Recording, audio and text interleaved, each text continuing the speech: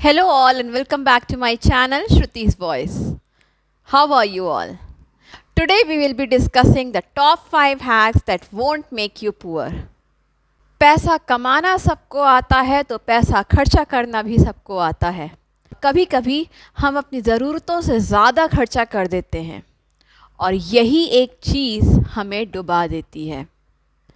वो कहते हैं ना कि in seconds a person can be from rag to riches, इसका वाइस वर्सा भी होता है।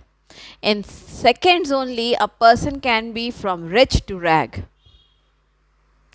तो आइए चलिए देखते हैं those 5 hacks which won't make you poor वो क्या हैं।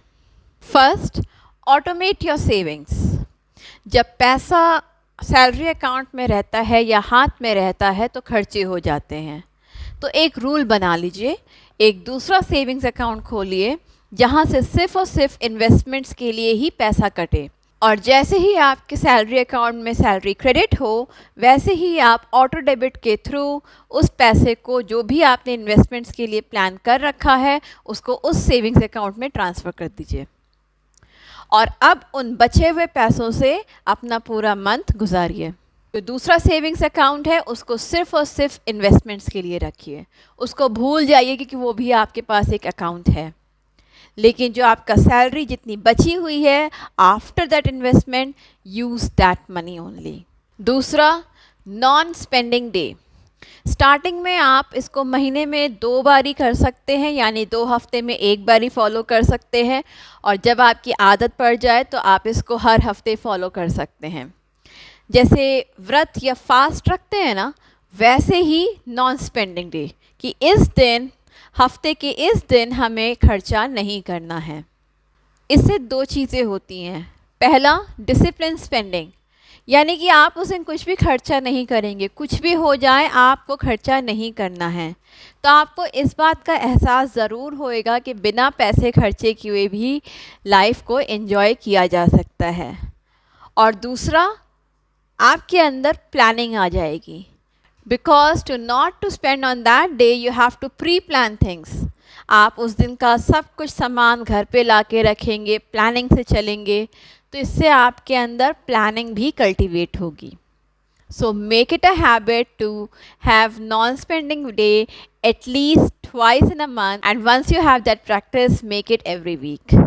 Third, make a shopping list. अब कपड़े ख़रीदने हैं, राशन ख़रीदना है, कहीं जाके कुछ भी शॉपिंग करनी है, आप उसकी लिस्ट बना लीजिए। जो आपको ज़रूरत है वही ख़रीदिए, बिना लिस्ट के आप कहीं शॉपिंग पे मत जाइए। और स्पेशली ग्रोसरीज़ की कई सारी मार्ट्स हैं, कई सारी दुकानें हैं जो कि होलसेल रेट पे आपको सामान देती हैं।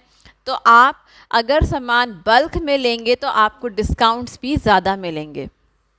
तो आप हर एक 6 महीने में अगले 6 महीने की लिस्ट बना लीजिए और वहाँ से जाके अपना राशन घर का ले आइए, आपको बहुत बेनिफिट होगा।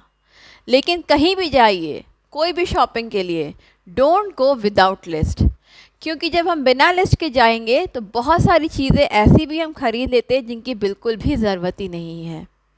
और आजकल तो आपको पता ही है, बिलिंग काउंटर पे ही कई सारी चीज़ें, अट्रैक्टिव चीज़ें रख देते हैं।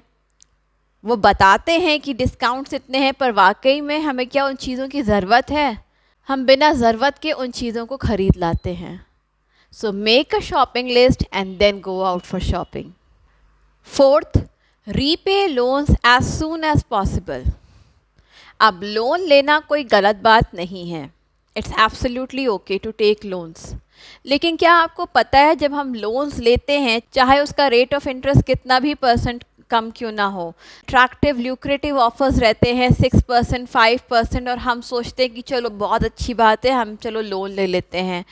कई बार हम वो लोन 2 साल के लिए, 5 साल के लिए, 10 साल के लिए ले लेते हैं और सोचते हैं चलो अब 5 साल 10 साल तक इतनी EMI मेरी सैलरी से जानी ही जानी है।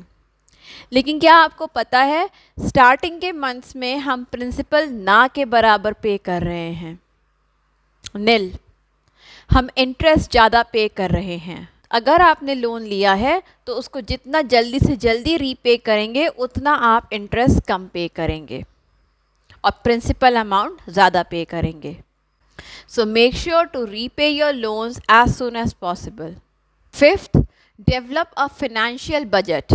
कई बार लोगों को पता ही नहीं होता है कि उनके पैसे खर्चे कहाँ हो रहे हैं. बस खर्चे होते रहते हैं. मंथ एंड होने से पहले ही बोलते हैं अरे मेरी तो सैलरी ख़त्म हो गई, या मैंने जो सोचा था उसके अकॉर्डिंग तो मैं चल ही नहीं पाया. तो always divide your money into need, wants and investment. बहुत सिंपल रूल है, 50-30-20. 50% आप अपनी नीड्स पे, ज़रूरतों पे खर्चा कीजिए, जैसे आपके बिल्स पेमेंट हो गए, या आपके घर का राशन हो गया, स्कूल की फ़ीस हो गई. वांट्स, अगर आप कुछ चाहते हैं ख़रीदना तो उसके लिए आप पैसा जमा करना शुरू कर सकते हैं. उसमें आप 30% इन्वेस्ट कर दीजिए, and rest 20% must go for your investments और फॉर योर सेविंग्स. और ऐसी जगह इन्वेस्ट कीजिए जहाँ से आपकी पैसिव इनकम जनरेट होती रहे. Don't go for FDs. मैंने पहले भी एक वीडियो बनाया है, the top 5 assets. Please make sure to go through it. आप कहाँ पे इन्वेस्टमेंट कर सकते हैं, किससे ज़्यादा आपको बेनिफिट मिल सकता है. But make sure as soon as your salary comes in, divide that money into 50-30-20, यानी कि नीड्स, वांट्स एंड इन्वेस्टमेंट्स. और सबसे इम्पॉर्टेंट बात, हमेशा आप इसी पे फोकस मत कीजिए कि पैसों को बचाया कैसे जाए, बल्कि आप इस चीज़ पे फोकस कीजिए कि हम अपनी कमाई या अपनी सैलरी को कैसे बढ़ाएं. आप जिस जॉब में हैं, ज़रूरी नहीं है कि वहाँ से ही आप प्रमोशन लेके या सैलरी इंक्रीमेंट लेके ही बढ़ा सकते हैं. There are many ways to earn money, जैसे साइड बिजनेस हो गए, फ्रीलांसिंग हो गई, वगैरह वगैरह.